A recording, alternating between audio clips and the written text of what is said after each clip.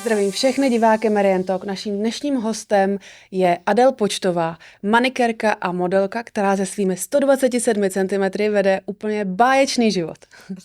Krásný den, Adel. Zdravím vás, dobrý Moc den. děkuji, že jste za náma přijela takovou dálku. Já děkuji, že jste mě pozvala sem. No, je nám potěšením. Opravdu soudě z vašeho Instagramu vyvedete naprosto bohatý a krásný život. Vy se nenudíte? Ne, já se opravdu nikdy nenudím. A ráda bych se někdy nudila. Opravdu? Někdy je toho moc. A čeho? Co tak jako plní vaše dny? Většinou je to práce. Pak jsou tam i výlety, ale někdy i ty výlety oni naplňují, ale i berou. Že člověk by se rád někdy zastavil a jenom někdy vydechl. Že by nic jako nedělal. Uměla byste to? Jo. Dopřeju si to. Jo. Teď už ano. Dřív to bylo horší. On ten krásný život, to tak je, vypadá to na těch sítích, ale to nejde přece samo. Vy jste se musela nějak asi rozhodnout, že prostě budete mít krásný život, nebo ne? Život je krásný, když se ho krásný uděláme. No právě, Takže ale jak ano. se vám to daří? Rozhodnout se, hele, každý jsme tady nějakou omezenou dobu, nevíme jak dlouho, nevíme, kdy to bude to poslední a myslím si, že i přes to všechno, co se tady v tom světě děje, jaký ten svět je nebo není, tak si myslím, že udělat si ho pro sebe hezkým je vlastně skvělý, protože my si žijeme ten život, my si vstaneme, my se rozhodneme, jak se budeme mít, i když ten den bude blbej, tak si myslím, že je jenom na nás, jak my se k tomu postavíme a kým se obklopíme a co budeme vlastně dělat nebo nedělat, to je jenom na nás, ale ano, jsou dny, který jsou blbý. No, teď se mi před natáčením špitla, že zrovna dnešek vypadal, že by mohl být takovým dnem, že by mohl být jako mráček v ráji, ale přesto se tady usmívavá, spokojená, tak kde vedete tu motivaci si udělat i z takovýhleho dne, který má někdy každej, ten hezký? Hele, já říkám vždycky, že nikdo, jenom my, nemůže za to, jak jsme vstali. A o tom to je, si myslím. Jako spoustu lidí mi takhle to řekne, hele, ty máš pozitivní energii, ty se pořád jenom usmíváš, pláčeš někdy moc. Jako moc. Ale zase to beru tak, že to je moje. Já to nemusím předávat těm ostatním a ono je hezky, když jdete po té ulici a usmějete se na někoho a on vám to vrátí. A vidíte to teplo od toho člověka, že je vlastně rád, že jste se na něj usmála. A on třeba mohl mít ten den na prd. No, vy jste takový slunce. Ale někdy je toho aj mračno, aj moc. O co vás třeba rozpláče? To cokoliv. Já jsem docela citlivý člověk, až to tak nevypadá, nebo vypadá, nevím. Ale toho je spoustu. Já se dojímám nad vším, nad špatnýma i nad hezkýma věcma. Modelka. Přece jenom ta představa lidí všeobecná o modelce je trošku jiná. Vy boříte ty předsudky, mýty, tabu. Děláte to ráda nebo jakoby účelově? Nebo se tak prostě stalo? Asi to nedělám za účelem tomu, co vy teď chcete tím naznačit, že ty modelky jsou jak Victoria's Secret, že jo, 60-90, to asi za tím účelem není. Dejme tomu, že jsem se naučila mít sebe ráda a proč to prostě nepředat a není to za žádným účelem. Jako asi tam ta myšlenka je, ale cílený to není. No ale to, že prostě jste inspirací pro ostatní lidi, to o tom není pochyb. To vám musí dělat dobře. Je to hezký pocit, ne? Tak, že předáváte ty správný vlastně ano. Vibrace. Jo, je to hezký pocit toho, že se budu snažit dát tu motivaci jiným ženám, i který mají těch 120 cm, nebo mají třeba i 2 metry, jo, protože i to je ten rozdíl na tomhle světě. Není to jenom o té malý výšce, i o té velké výšce, vlastně o váze, úplně o všem. A myslím si, že každý jsme nějakým způsobem, každý krásnej. A ono to vevnitř je krásný, ono o tom i člověk, co se může cítit fakt, že já nevím, nějaká nehoda, že jo, pojízvený v obličeji cokoliv, ale když ten člověk se cítí spokojeně, a tak i pro to okolí je vlastně hezký, protože to okolí vnímá to, jak on se cítí. Co vyzařuje. Ano, je to tak. Takže o tom, já jsem ráda, jestli je tam ta myšlenka toho, že dávám naději těm jiným, že modelka může být jakákoliv, mě hrozně těší. A že to tak je, tak jsem ráda. V tom modelingu se věnujete čemu konkrétně? Já natáčím většinou nějaký reklamy nebo tady ty věci. Momentálně se rozjíždí nějaký focení nového spodního prádla, takže to tak nějak, ale jakože konkrétně úplnej modeling jako molo, ne, to ne. Mm-hmm. Vy jste přijela úplně vystylovaná do posledního detailu, takže móda vám asi není cizí. Zajímáte se o módu aktivně? Beru si to, co mě baví. To, co mě baví, v čem se cítím fajn, to, co mi vesměs sedí, protože aby mi něco sedělo, je to náročný. Úpravy a tady ty všechny věci, ale beru pocitově. Jako vidíte mě v barvách, normálně jsou v černým. Jo. Mm-hmm. Myslím si, že to zapříčinilo to ráno. Říkám si, musím to skrýt, skrýt to těma barvama. No a tak se to načala. Jak vlastně teda pro sebe scháníte módu? V konfekci to asi nebude. Něco jo. Jo? Něco jo, většinou jsou to trika, ty jsou v konfekci, akorát jsou, že jo, rukávy jsou delší, protože mám krátké ruce. Co se týče těla, tak to mám jako stejný, dejme tomu. Nejhorší jsou kalhoty teda. Kalhoty, protože ty mi nesedějí v pase a nesedí mi na délce.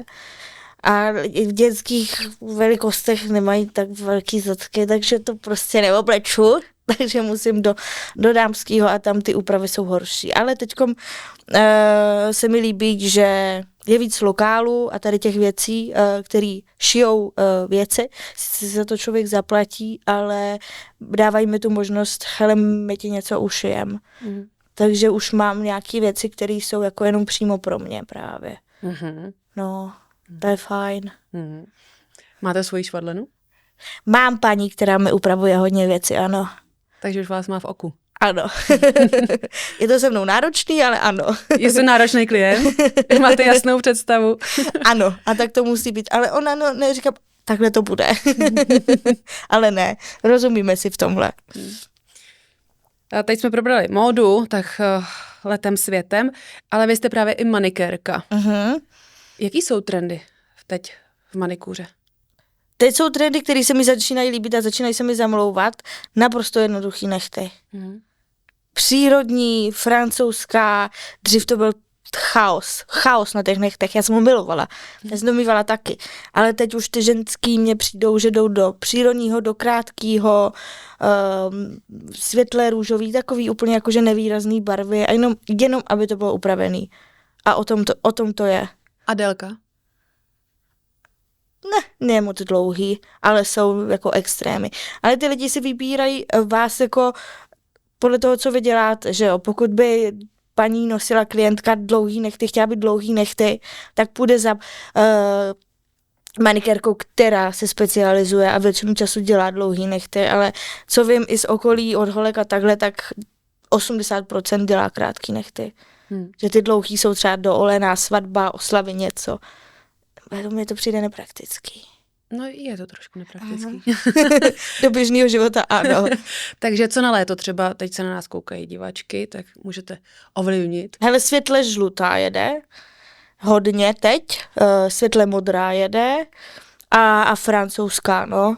Ale taková klasika černá a červená. A to je asi taková momentální paleta, no. Proč jste si vybrala tuhle práci? Já ráda něco vytvářím. Jsem kreativní člověk už od malička. To je jedna z věcí. Další z věcí je, někdy jich mám plný zuby, ale miluju lidi.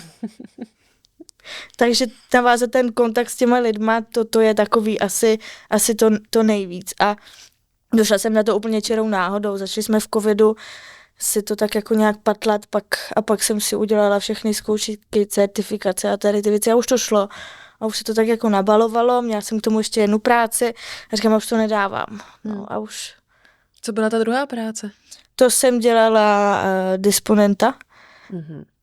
Skvělá práce to byla. To je něco jak dispečer, vlastně člověk, který má na starosti svozy a vyřizování, jakože dodávek a tady těch věcí. Pořád se tam něco dělo, pořád se tam něco kazilo, dopravy a tady. Bylo to skvělý. Bavilo mě to.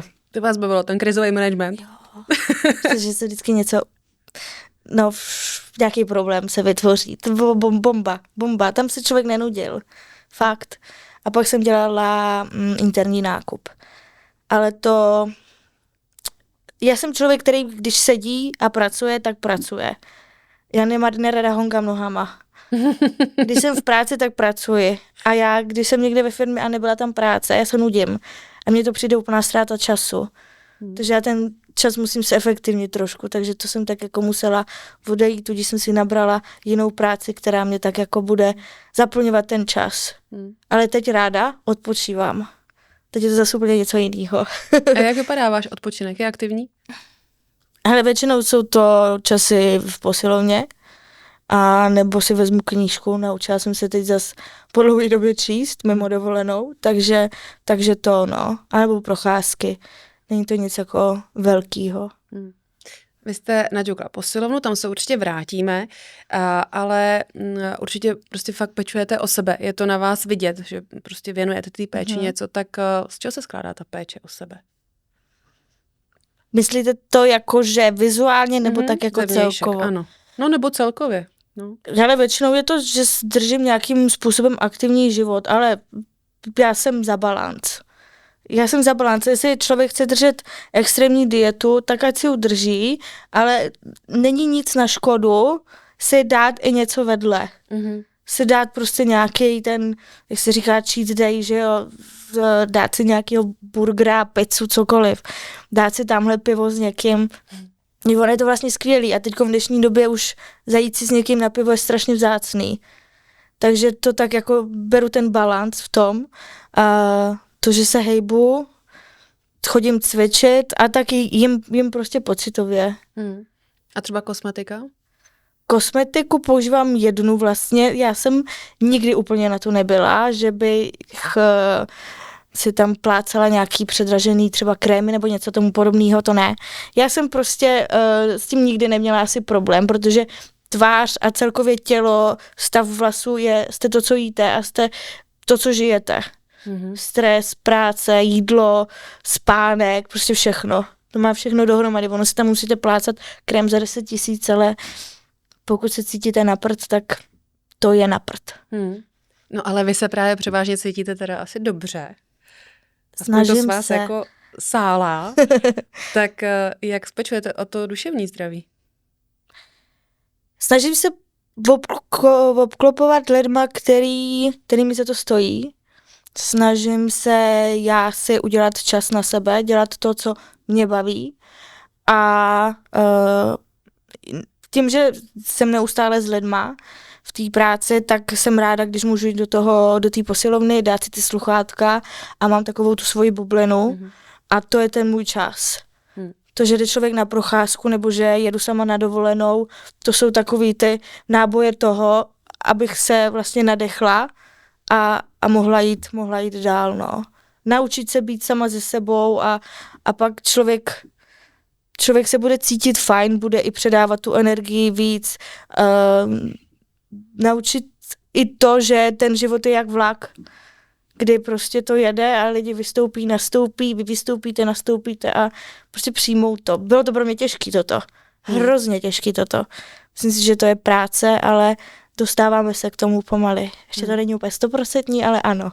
Co na tom bylo nejtěžšího? Přijmou to, že ne každý mě bude mít rád. Asi. Že ne všem se musím zavděčit. Jediný, co musím se zavděčit, je sama sobě. To asi. Protože jsem měla pocit toho, že mě musí mít všichni rádi. Že takový to, jakože udělám něco a budu očekávat od toho druhýho, že mi to udělá taky. Vlastně ta vratka toho neočekávat od nikoho vlastně ani nic. Jestli mě udělá radost, že já udělám někomu radost, je to skvělý, ale nemám očekávat nic, že on mi udělá tu radost. Udělá, ale třeba nějak jinak. Takže třeba k tomu se pojilo i to, že jste neuměla říkat ne? Že jste každému chtěla vyhovět. Přesně tak. A ještě to není 100%. Je to sebezničující, že jo? Možná jako někdy. Jak jste říkala v té posilovně, že jste v té svojí bublině, No ale vy v té svý bublině zvednete 100 kilo. 120. Už 120.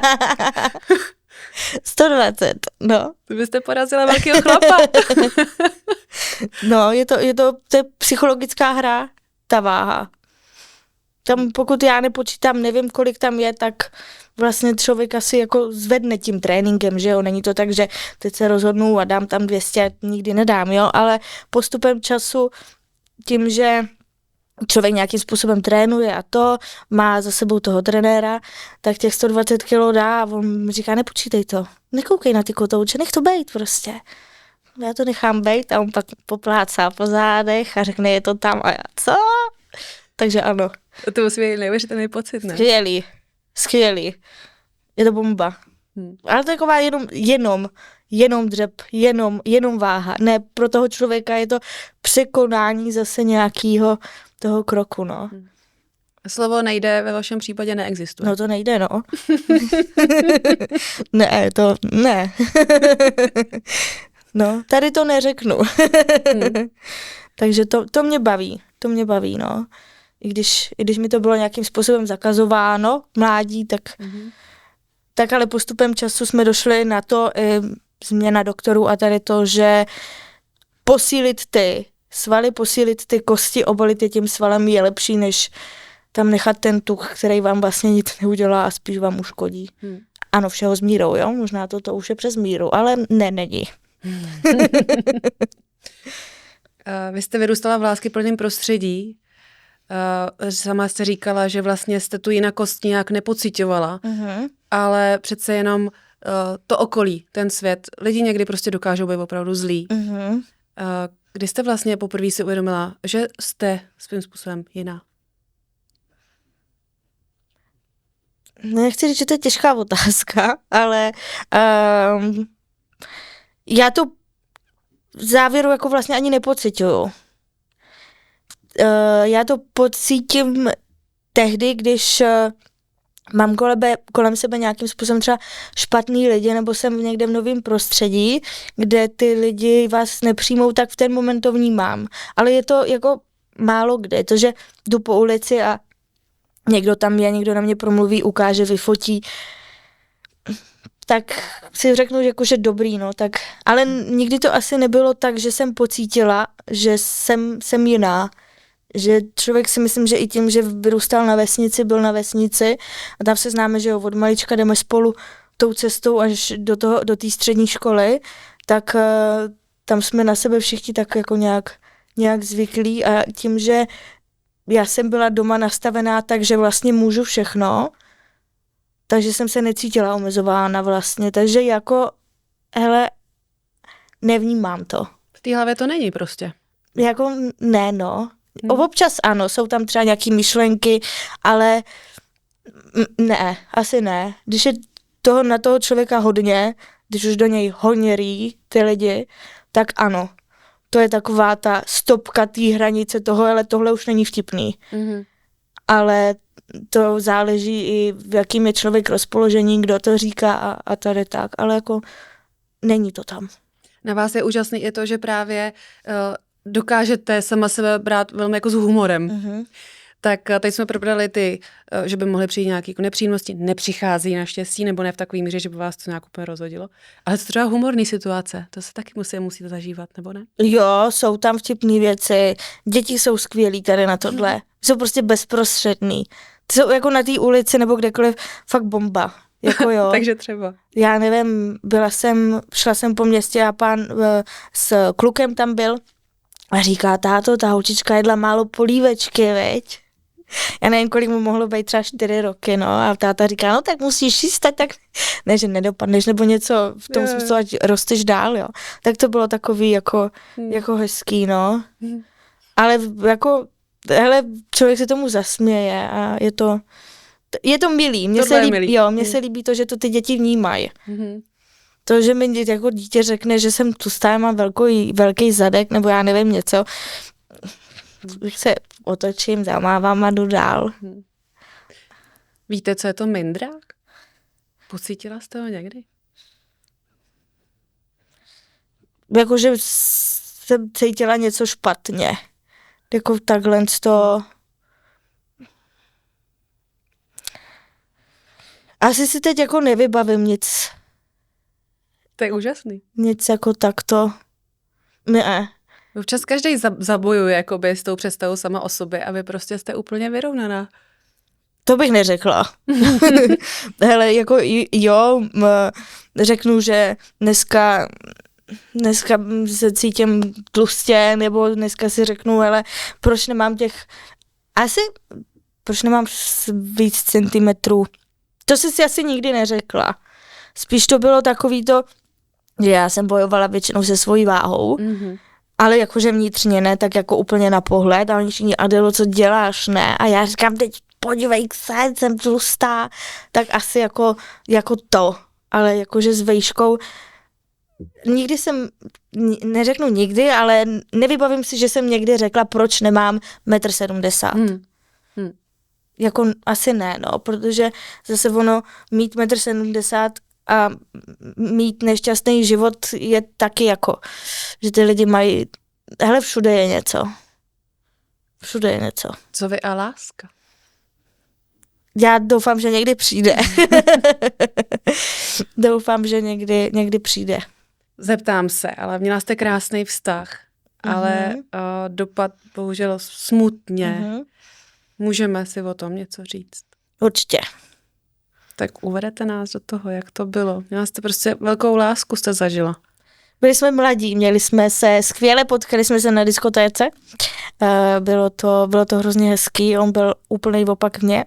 Já jsem na jednu stranu extrovertní introvert a on byl úplný introvert.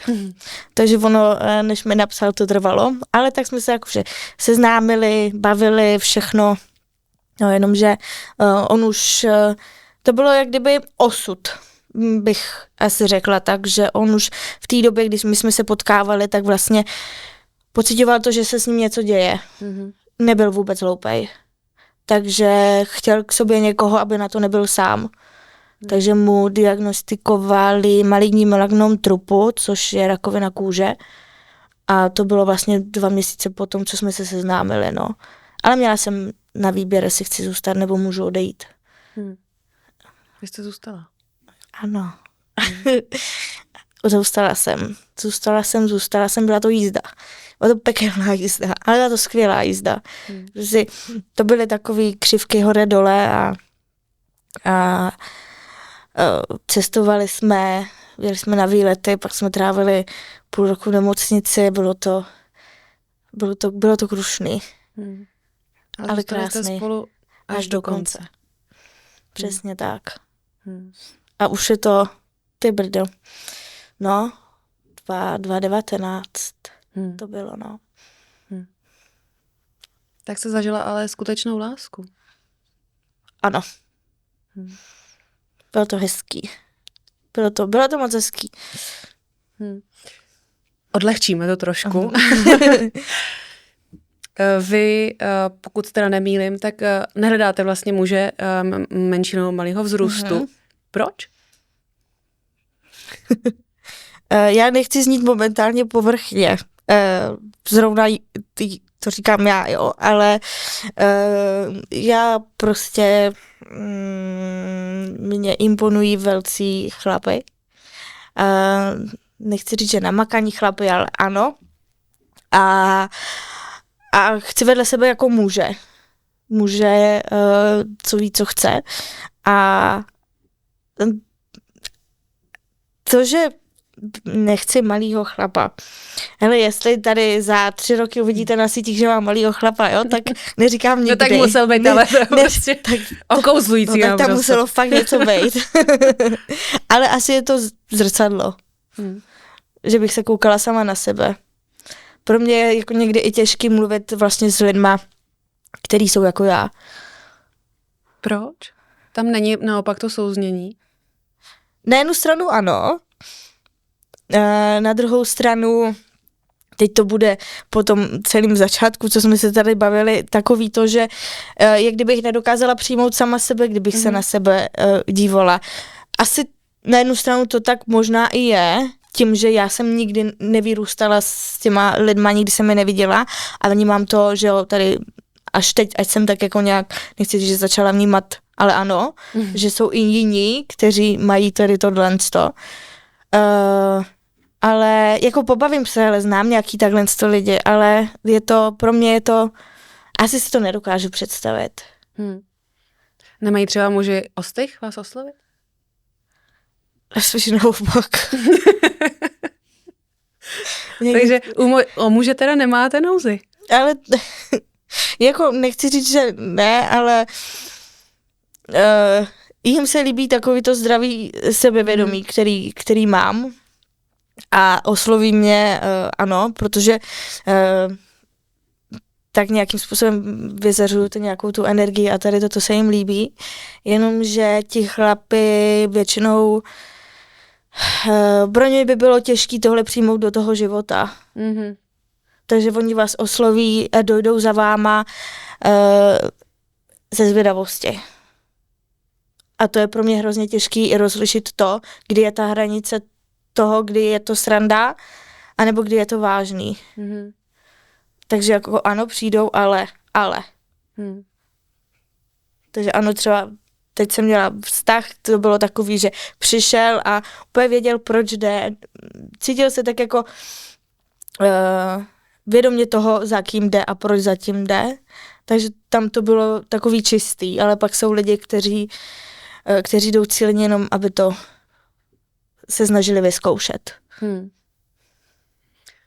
No, to musíte často vlastně bojovat nebo čelit těm nepříjemnostem, tomu třeba zklamání nebo něco takového. Opravdu musí být hrozně silná osobnost. Zrovna teď je to takový období, kdy bojuju sama se sebou, tady s tím vším, že jsem zklamaná hodně s tím, co se děje v tom světě. Ať už je to, že ty lidi chcou tu jinakost jenom vyzkoušet, anebo ať už jsou to lidi, kteří mají tendenci za váma dojít, i když mají ten prstínek na té ruce jenom proto, aby. Takže pro mě je to zklamání toho, že já nejsem cvičená v opice a já nedokážu se s nima jako nebavit, pokud je mi s nima fajn, tak dobrý, tak se někde potkáme, pobavíme a tady to, ale oni chcou vás jak kdyby dostat do nějakého bodu toho, kdy oni jsou vlastně něco třeba víc. Kdy vy jste jenom jako mladý člověk, malý člověk, který si tady chodí a oni si řeknou, hele, já mám 170 a já tě dostanu a s tím to hodně bojuju teď. Je to těžký, no. Vyznat se v tom, co je reálný a co ne. Zrovna včera jsme se o tom bavili na procházce, že je to hrozně těžký a že se vůbec nediví, že s tím bojuju. Co je ten klíč teda k tomu rozpoznat vlastně ty úmysly? Nevím. Kdybych to věděla, tak nad tím možná tady tak nepřemýšlím. Nevím vůbec. Řada zklamání, ale přesto tu víru v tu lásku a v ty muže, v ty dobrý úmysly pořád ještě máte, nebo ne? Já doufám, že tady na tom světě ještě něco je. Nechci říct, že ještě něco zbylo, ale ale doufám, že tady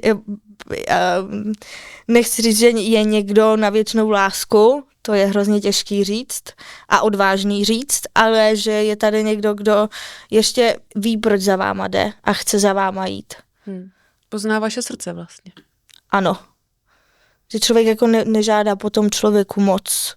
Chce jenom takovýho toho, ten poslední puzlík toho parťáka do toho celého života, no. Jaký je vaše životní krédo? Zkuste to položit trošku jinak. Čím se v životě řídíte? Co je vaše životní filozofie? Asi to, co jsem říkala na začátku, že celkově člověk nemůže za to, jak my se cítíme. Proto asi tak, jak nám je, tak to je jenom naše, že náš největší nepřítel je vlastně hlava a celkově o tom, co my si připustíme, koho my si připustíme, to je jenom na nás, jenom. Takže jako ty lidi nemůžou za to, jak nám je. Takže jaký si to uděláš, takový to máš. Jednoduše řečeno. Adel, moc děkuju ještě jednou, že jste za námi vážila tu cestu, že jste přijala pozvání do našeho studia a přeju vám jenom samý krásný dny bez obláčku. Děkuju moc.